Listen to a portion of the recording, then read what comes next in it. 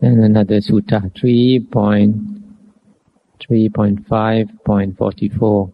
The Buddha said, in three respects, monks, a talk is profitable. What three? When he who teaches Dhamma and he who listens, and both alike, are able to penetrate both the spirit and the letter thereof. That's the end of the sutta. So here the Buddha is saying a talk, that means a Dhamma talk, would be very profitable if the teacher, the one who speaks the Dhamma, understands the Dhamma, and the one who listens is also able to understand, and both are able to penetrate the spirit and the letter of the Dhamma, and that would be very, very good. The next sutta is 3.5.45. The Buddha said, monks, these three things have been instructed by the wise and good. What three? First one is charity. Second one, support of mother and father. Third one, going forth, that means renouncing. These are the three duties. That's the end of the sutta. So, the Buddha is saying, wise people always will advise people to do these three things. The first one is to practice giving. Giving means giving to those who are in need. One thing I like to mention is that the Buddha says that if we do charity, when we give, we should not look for the merit. If we look for the merit, then there is a selfish attitude. Then your merit will become much less. And it is observed sometimes, for example, people, they think, some lay people, they think giving to a virtuous monk is very good. So they like to go and look for famous monks to give to. And sometimes famous monks don't need the dana, the offerings, because they have so much, they're overflowing with offerings. Whereas sometimes I might be a young monk, a newly renounced monk, an unknown monk who needs support. And if you have the wisdom to go and offer where it is needed, that would be even more meritorious, because you don't have a selfish intention. You do dana because it's good to do. You think that it is necessary to do, for example, to support the sasana, to support the sangha, whichever monk is in need, and you do. Sometimes we find that there are sometimes some temples can be have too much offerings, sometimes like in certain Buddhist countries like Thailand. And there are people who comment, it's even written in some books, that perhaps in a certain area there's a need for a hospital, but people are not interested to build a hospital. They want to give the offerings to the temple, which sometimes shows it's the greed for getting merit. The second one, support of mother and father. Support of mother and father is not sending mother and father to old homes. Nowadays, we find a lot of people sending their old parents to old folks' home. Support of mother and father means to look after them at home, because I'm sure every one of us, when we are old, we don't like our children to send us to the old folks' home. We like to at least be around the children and the grandchildren and die at home. So whatever you like for yourself, I'm sure other people have the same idea. So it is, you have to remember the love and the care that we owe to our parents. The third one is about going forth. Going forth is also advised by wise people. If you have done your family duties, it is good to go forth. It is a kind of Indian tradition, of Indians. Even if they don't go forth, after a certain age, they practice at home. They keep a room to themselves where they meditate, where they say their prayers. So these are the three things which are quite good. Now the next sutta is 3.5.47. The Buddha said, monks, there are these three marks of that which is conditioned, sankhata. The Pali word is sankhata, conditioned. What three? Its birth is apparent, its passing away is apparent, its changeability while it persists is apparent. These are the three marks of the conditioned. Monks, there are these three marks of the unconditioned. What three? Its birth is not apparent, its passing away is not apparent, its changeability while it persists is not apparent. These are the three marks of the unconditioned. So in this sutta, we are told that anything that is conditioned has these three characteristics. It has a birth, it has a passing away or death, and it changes while it is still around. The next sutta is 3.6.56. A certain Brahmin of great wealth came to see the Exalted One, and then paid respect, etc. As he sat to one side, he said this to the Exalted One, Master Gotama, I have heard the saying of Brahmins of olden days, men aged, far gone in years, themselves the teachers of teachers, that once upon a time this world was in truth so crowded with people, one might think it to be the waveless deep, that villages, suburbs and royal cities were close enough for a cockerel to walk from one to another. Pray, Master Gotama, what is the reason? What is the cause of the apparent loss and decrease of human beings? How is it that villages are no longer villages, suburbs no longer suburbs, towns no longer towns, and districts are depopulated? Then the Buddha replied, just now, Brahmin, people are ablaze with unlawful lusts, overwhelmed by depraved longings, obsessed by wrong doctrines. Thus ablaze, overwhelmed and obsessed, they seize sharp knives and take each other's lives. Thus many men come by the end. That Brahmin is the reason why these things are so. Again, Brahmin, since folk are ablaze with unlawful lusts, overwhelmed by depraved longings, obsessed by wrong doctrines, on such as these, the sky rains not down steadily. It is hard to get a meal. The crops are bad, afflicted with mildew, and grown to mere stubs. Accordingly, many come to their end. That Brahmin is the reason.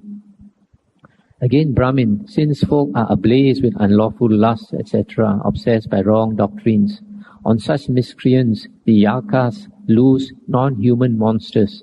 Thereby many come by their end. This Brahmin is the reason, this is the cause of the apparent loss and decrease of human beings. That is why villages are no longer villages, suburbs no longer suburbs, towns no longer towns, and districts are depopulated. And the Brahmin said, excellent Master Gotama, excellent Master Gotama. May the worthy Gotama accept me as a lay follower from this day forth, as long as life lasts, as one who has gone to him for refuge. And this is an interesting sutta. It tells us that a long time ago, the world was populated with so many people that cities were so near each other that a cockerel could walk from one to another city. And the place was overflowing with people, But nowadays it's much less. And the reason for this, according to the Buddha, there's a few reasons. The first one is because of greed, hatred and delusion. People go to war and kill each other. Then the second reason is because of greed, hatred and delusion and following wrong doctrines. The devas, they notice, you remember just now the sutta that about 4 times a month these devas come and observe us. And because they see that the greed, hatred and delusion of human beings are too great, that they stop the rains from coming down. It seems that rains are also controlled by them. So because the rains don't come at the right time, the crops don't grow well, so people starve to death. And the third one is when greed, hatred and delusion is too great among human beings, then these higher devas, they let loose very fierce yakas, And these fierce yakas can come and kill human beings. Sometimes that some people are possessed by spirits. These are some of the spirits probably. So, why people can have too much greed, hatred and delusion? Partly because they follow wrong doctrines, and also the leaders have a lot to do with it. It's leaders of people, whether they are Malay persons or monks, also have a part to play. If leaders are corrupt, then it is very easy for the followers also to be corrupt. But if you have good leaders, then people will also imitate. And the next sutta is 3.6.57. Vachagota, the wanderer, came to see the Exalted One and paid respect, etc. Then as he sat to one side, Vachagota, the wanderer, said this to the Exalted One. I have heard it said, Master Gotama, that Gotama the recluse speaks thus. Alms should be given to me, not to others, to my followers, not to another's followers. Alms given to me are of great fruit, not so those given to others. Alms given to my followers are of great profit, not alms given to another's followers. Now, Master Gotama, do they who say these things correctly repeat the views of the worthy Gotama without misrepresenting him by uttering an untruth? Do they expound their views in accordance with his teaching, so that one who is of his doctrine, of his way of thinking, may not give grounds for reproach in stating it? Indeed, we are anxious not to misrepresent the worthy Gotama. And the Buddha replied, those who say so, Vacha, are not of my way of thinking. Moreover, such misrepresent me by stating what is not true, but a falsehood. Indeed, Vacha, whoso prevents another from giving alms, obstructs him in 3 ways, robs him of 3 things. What 3? First, he obstructs the giver in acquiring merit. Second, he prevents the receivers from getting a gift. Third, his own self is already ruined, utterly ruined. Whoso prevents another from giving alms, Vacha, obstructs him in 3 ways, robs him of 3 things. But this is what I really do declare, Vacha. If one should throw away pot scourings or the rinsings of cups into a pool or cesspit, that means a pit of excrement, even with the idea of feeding the creatures that live therein, I declare it would be a source of merit to him, to say nothing of his feeding beings that are human. Nevertheless, I say, Vacha, that a gift given in the case of the virtuous is of great fruit, not those given in the case of the wicked. By virtuous, I mean one who has abandoned 5 qualities and possesses 5 qualities. What are the 5 qualities he has abandoned? Sensual desire is abandoned, malevolence, sloth and torpor, excitement and flurry, doubt and wavering are abandoned. These are the 5. And of what 5 qualities is he possessed? He possesses the constituents of morality, possessed by the adept, the constituents of concentration, wisdom, liberation, knowledge and vision of liberation. He has these 5 qualities. Thus, where 5 qualities are abandoned and 5 possessed, a gift is of great fruit, I declare. This is interesting sutta, because here somebody is asking the Buddha whether he actually said that offerings should be made to him and to his followers, not to other external sect followers. And the Buddha denied it. The Buddha said he never said that. And he said, if anybody says such a thing, then in 3 ways he has done great wrong. And the Buddha also says that even the crumbs, the leftover of food, even you throw into a pool or a pit of excrement with the idea of feeding the creatures there, even that also you get some merit, not to talk about feeding human beings. And then lastly, the Buddha says that if you give to an arahant one who has abandoned the 5 hindrances and possessed of 5 other qualities of the Arahant, then you would have great merit. Now,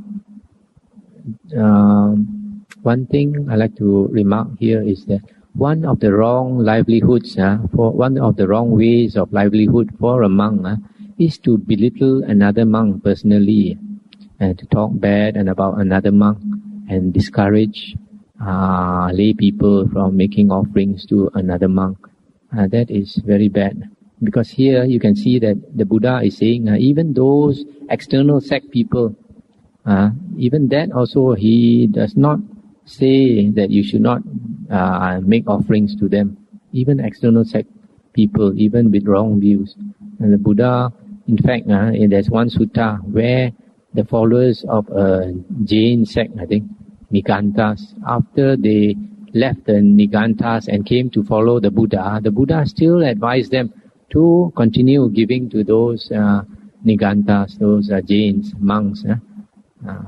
And so you can see that anyone practicing the spiritual path, we should not belittle others, even though they are, not to the extent of asking people not to make offerings to these other people.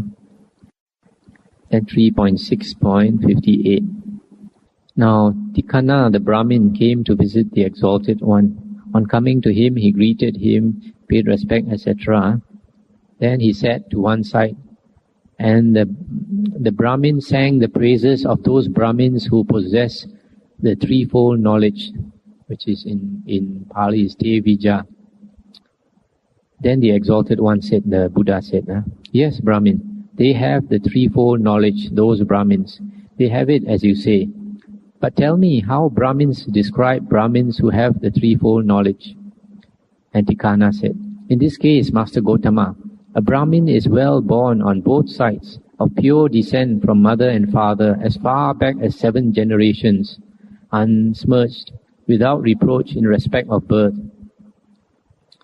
Number 2, one given to study, one who knows the mantras by heart, a master in the 3 Vedas, the indexes together with the ritual, the treatise on phonology and the legendary sayings. He is a man learned in the idioms and the grammar. And the 3rd, one perfect in the science of world speculation and the science of the great being. That, Master Gotama, is how the Brahmins describe a Brahmin who has the threefold knowledge. I'll stop here just to recapitulate. The Brahmin said there are 3 qualities which a Brahmin would be respected for. First one is he's a pure breed. He's a pure Brahmin for 7 generations. For 7 generations at least. He is born on the mother side and father's side from pure Brahmins. Second one, he is very learned in the mantras, in the Vedas, etc. Third one, he is knowledgeable on world speculation, the science of world speculations and the science of a great being. Then the Buddha said, well, Brahmin, this description of a Brahmin who has the threefold knowledge is one thing. The description of him who has the threefold knowledge in the discipline of the Aryan is quite another thing. And then Tikana asked, but how, Master Gotama, is one the possessor of the threefold knowledge in the discipline of the Aryan? Well, for me, if the worthy Gotama would teach me according to what method he is so possessed. And the Buddha said, then Brahmin, do you listen? Apply your mind attentively, I will speak.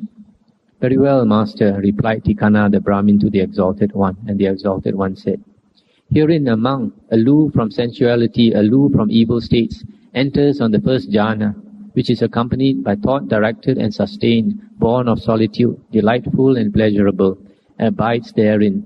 Then by the calming down of thought directed and sustained, he enters on that inward calm, that one-pointedness of mind, apart from thought directed and sustained, that is born of concentration, delightful and pleasurable, which is the second jhana, and abides therein. Then by the fading out of delight, he abides equanimous, mindful and composed, and experiences pleasure through the body.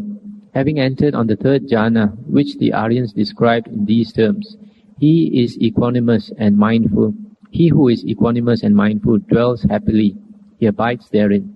Then by the abandoning of pleasure, by the abandoning of discomfort, by the ending of the happiness and unhappiness that he had before, entering on that state which is neither pleasant nor painful, that utter purity of mindfulness reached by equanimity, which is the fourth jhana, he abides therein. Stop here for a while to comment on these jhanas. These jhanas are states of deep tranquility, where the mind is very peaceful, becomes one-pointed. And some people, they don't understand the jhanas, they belittle the jhanas, and they say that when you are in jhana, you don't have any mindfulness. But we notice here, in the fourth jhana, the Buddha says that there's the utter purity of mindfulness. The utter purity is parisuddhi, that means complete purity of mindfulness. So you definitely cannot say that a person in jhana is not mindful. He is definitely mindful. In fact, the more concentrated that person is, the stronger his mindfulness is, but it's directed on one thing. So there's just something I like to make a mention. Then the Buddha continued, he then, with mind thus composed, made pure and translucent, stainless, and with its stains vanished away, made pliant and workable, fixed and unperturbed, applies and bends down his mind to acquiring knowledge of his former births. In diverse ways he recalls his former births. 1 birth, 2 births, 3, 4, 5, 10, 20, 30, 40, 50, 100, 1,000, 100,000 births. The various destructions of aeons, world cycles, the various renewal of aeons, both the destruction and renewal of aeons. Thus, I lived there, was named thus, was of such a clan, of such a caste, was thus supported, had such and such pleasant and painful experiences, had such length of days, disappeared thence and arose elsewhere. There too I lived, was named so and so, of such a clan, of such a caste, etc. Thus he calls to mind in all their specific details, in all their characteristics, in many various ways, his previous states of existence. This is the first knowledge he attains. Ignorance has vanished, knowledge arises, gone is the darkness, arisen is the light, as it does for one who abides earnest, ardent and composed. He then, with mind thus composed, made pure and translucent, bends down his mind to acquire knowledge of the rise, of the fall and rise of beings from one existence to another. With the Deva sight, purified and surpassing that of men, he beholds beings deceasing and rising up again, beings both mean and excellent, fair and foul, gone to a happy state, gone to a woeful state, according to their deeds. So to say, alas, these worthies, given to the practice of evil deeds, of evil words, of evil thoughts, scoffing at the Aryans, of perverted views, and reaping the fruits of their perverted views, these beings on the dissolution of body after death arose in the waste, the woeful plains, the downfall in hell. Or he might think, these worthies given to the practice of good deeds, of good words, of good thoughts, not scoffing at the Aryans, but of sound views and reaping the fruits of their sound views. These beings on the dissolution of the body after death arose again in the happy lot in the heaven world. Thus with Deva sight, purified and surpassing that of men, he beholds beings diseasing and rising up again. This is the second knowledge he attains. Ignorance has vanished, knowledge arises, gone is the darkness, arisen is the light, as it does for one who abides earnest, ardent and composed. He then, with mind thus composed, made pure and translucent, etc., bends down his mind to acquire knowledge of the destruction of the asavas. He recognizes as it really is the truth that this is dukkha, this is the arising of dukkha, this is the ending of dukkha, this is the practice that leads to the ending of dukkha. He recognizes the practice that leads to the destruction of the asavas. In him thus knowing, thus seeing, his mind is released from the asava of sensuality. His mind is released from the asava of becoming, from the asava of ignorance. By release comes the knowledge that he is released, so that he understands. Destroyed is rebirth, lived is the holy life, done is what I had to do. There is no more coming to any state of being. This is the third knowledge he attains. Ignorance has vanished, knowledge arises, gone is the darkness, arisen is the light, as it does for one who abides earnest, ardent and composed. That Brahmin is how one possesses the threefold knowledge in the discipline of the Aryan. And the Brahmin said, Indeed, Master Gotama, this one is quite different from the other. Why, Master Gotama? He who has the threefold knowledge of the Brahmins is not worth 1/16th part of him who has it in the discipline of the Aryan. Excellent it is, Master Gotama, excellent. May the worthy Gotama accept me as a lay follower from this time forth, so long as life lasts, as one who has taken refuge in him. So in this sutta, the Buddha is talking about the threefold knowledge that he himself attained when he became a Buddha. We find in the suttas that when the Buddha was enlightened, he attained this threefold knowledge. But it is mentioned in the sutta that some of his disciples attained the sixfold knowledge. So it appears like at first the Buddha attained the threefold knowledge, and later perhaps he developed another three. That's why later also he had the sixfold knowledge. But he described himself as a person having threefold knowledge, which refers to the time when he was enlightened. Just now the last part is talking about the destruction of the asavas. So this threefold knowledge, the first one is that he recalls the past lives. The second one, he can see living beings being born and reborn according to karma, so understands the working of karma. And the third one, he contemplates the four Aryan truths, the four noble truths, and from there attains destruction of the asavas and became an Arahant Sammasambuddha. What is this asavas? Asavas is this, I would probably translate it as uncontrolled mental outflows. That means the running of the normal sixth consciousness. When the sixth consciousness flows, then the world arises, because the Buddha said that the whole world arises dependent on consciousness. That means the normal sixfold consciousness. When the sixfold consciousness arises, the world arises, and with it all the dukkha. So to get out of samsara, we have to destroy the asava, so that these six consciousness, the consciousness stops working. And when the consciousness stops working, then samsara will end.